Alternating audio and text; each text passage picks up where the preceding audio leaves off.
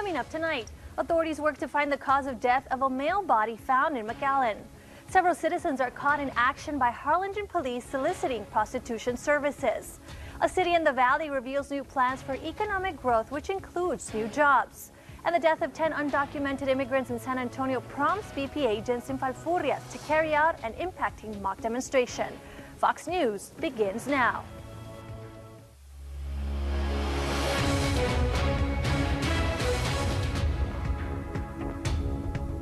Rico. And I'm Lorena Ibarra. We begin tonight in Falfurrias, where agents with the Department of U.S. Customs and Border Patrol simulated the dangers undocumented immigrants face when smuggled into the country. This after 38 undocumented immigrants are found in a sweltering trailer in a Walmart parking lot over the weekend.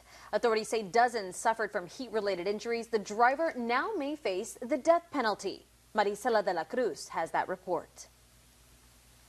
The smugglers who put people in these trailers have no regard for human life. Over the weekend, 8 people were found dead and 30 others rescued from a big rig trailer parked outside a Walmart in San Antonio. All of them victims of human smuggling. While the death toll rises at 10, at least a dozen remain in critical condition. Today, Border Patrol agents from the Rio Grande Valley sector hosting a demonstration. Meant to showcase the dangers that immigrants face when they're trying to circumvent the checkpoints. They also want to demonstrate how much the smugglers treat them as a commodity, not as an actual person. They treat them as cargo. Brooks County Sheriff Benny Martinez says the Falfurrias checkpoint is a main corridor in the nation for human and drug smuggling. Compared June to last year of June to this year of June, we're 40% increase on that, on body count. Now, as a whole, because of all the efforts that are being applied, we're at 50% decrease as a whole. The methods vary, but all of them include endangering the lives of undocumented immigrants who are oftentimes only sold dreams. This is an example of a trailer often used by human smugglers. In here, temperatures can reach the triple digits in a matter of minutes. Agents say immigrants are never prepared for the dangerous journey. A lot of factors that we're finding here is that they're not fed well. They've been traveling for a long distance, traveling a lot. Their bodies are fatigued very much, and they're more susceptible to succumb to these kind of injuries of fainting and worst case scenario, dying. The Mexican consulate is working closely with authorities to protect the remaining victims. Meanwhile, the driver of the trailer, identified as 60-year-old James Bradley, if convicted, will be prosecuted to the full extent of the law. New details reveal Bradley was on his way to deliver the trailer in the city of Brownsville. In Falfurrias, Marisela de la Cruz, Fox News. And police in McAllen are investigating a death reported over the weekend and have now identified the person found. According to investigators with the McAllen Police Department, the incident occurred on the 2300 block of West Iris Avenue. Police responded to reports of a deceased man identified as 25-year-old Hector Isael Olguin in an apartment complex around 2 in the afternoon. Authorities say the body showed signs of injury and possible violence. We will bring you more information as it is made available. We move to Donna, where police there are also investigating a man's death. According to officials, a resident of the area found the body in an orchard in a rural portion of Donna located near the 600 block of South Valverde Road early in the morning. Police say they have not identified the individual as of yet, but believe him to be a young adult. Fox News cameras were there as investigators collected evidence and shut down the surrounding area. The family of a missing West Loco man were told good news this morning. Reina Rodriguez spoke to authorities who say where and how they located him. Alejandro Avila was found underneath a bridge in the middle of a floodway after he went missing over the weekend. I spoke to my husband and he said he had been working and felt tired, but I'm just glad the police found him and he's being taken care of. West Loco police say 73-year-old Avila was found near Mercedes this morning. After searching for 2 days, he was located under a bridge. Given his health conditions, actually, it was real fortunate that he was in good condition. He was dehydrated, obviously, and he was hungry, which he mentioned to the officers, "I'm hungry and dehydrated."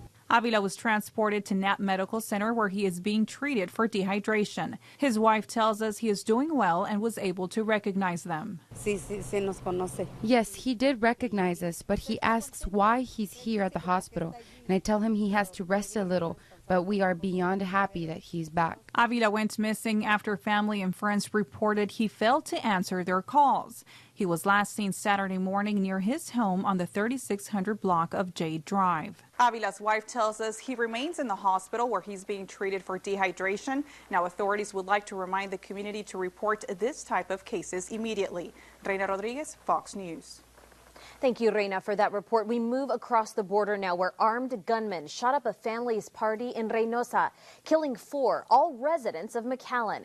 As a warning, the following images are considered graphic. Mexican newspaper El Mañana reports that late Saturday night, the 4 individuals were in Mexico visiting family and having a barbecue when they were fatally gunned down outside the house of a family member they were visiting. Authorities have identified the individuals only by their first names, ages as Robert and Paula N., both 60, their son Hugo and his wife Rocio N., both 30. Neighbors called for emergency personnel, but when they arrived, it was too late and the 4 were dead. The younger couple's 6-year-old child is the only remaining survivor.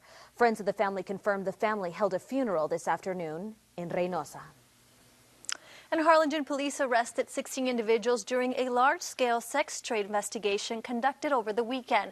According to the investigators, over 2 nights, undercover officers conducted an operation in the Gutierrez Park area who either solicited or agreed to engage in sex acts in exchange for money.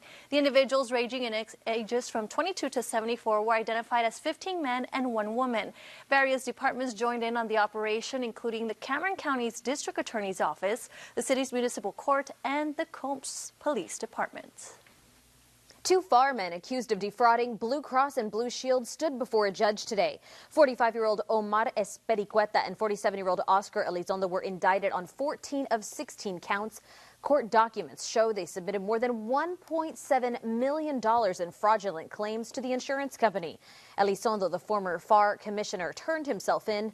Court documents also state they targeted employers who carry Blue Cross and Blue Shield, including the City of Mission, FAR, Port Isabel ISD, and the Frontera Produce Company, among others. Charges include healthcare fraud and identity theft. We head over to West Loco, where police need the help of all Fox viewers to identify these 2. Take a look. A male and female who are wanted for questioning on several burglaries of coin-operated machines. Both were seen driving what appears to be a white and colored newer model Honda Civic with dark tint. Anyone with information regarding these 2 individuals is asked to call West Loco Crime Stoppers at 956-968-8477. Hidalgo County Sheriff's Office is looking for a person of interest in a car theft. See if you can identify the man seen here in the picture. The stolen vehicle is described as a red-colored 2016 Ford F-150 truck displaying Texas license plates of JKL 7405. Was taken from rural Mission. This vehicle was seen crossing through the Hidalgo port of entry into Reynosa on July 11th. If you know who he is, call Hidalgo County Crime Stoppers at 668-TIPS, or you can submit an anonymous tip through the smartphone application P3 Tips. A $16 million investment is underway for the construction of Mission's first event center. With a capacity of 1,000 people, the project promises to attract tourists and benefit the local economy. Businesses and hotels are also expected to be built on the 19 acres next to the center. We do have the money budgeted every year for the payment of the event center, and it's $16 million. It is not an expensive project. It's a project that we can afford. According to Mayor Beto Salinas, the construction is 60% completed and the overall project is set to be finished by January of next year. The inauguration date is yet to be determined. If you've been skipping doctor's appointments, we have good news for you. Operation Lone Star brings together local, state, and federal agencies into a practice caring for the public medically in case a disaster were to hit this area. The benefit to you is free health care. Operation Lone Star is going on through the 28th, and you need absolutely no documentation to take advantage of these services. Take a look at the screen here. Here are the locations you'll see here in a second. Throughout the Rio Grande Valley, you can get free care. Now, Just remember, hours and some services vary based on location.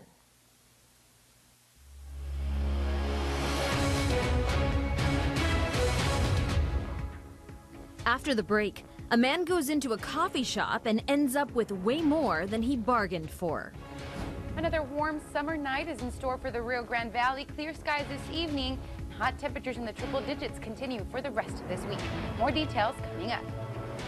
Well, it looks like many Americans might be getting priced out of the American dream. I'm Connell McShane with the Fox Business Network, and we have more coming up. Stay tuned. We'll be right back.